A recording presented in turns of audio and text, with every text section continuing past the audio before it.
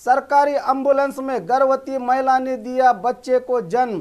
तालीकोट से मुद्देबिहार बस में प्रयाण करते समय सविता नागराल गर्भवती महिला के पेट में अचानक दर्द शुरू हुआ।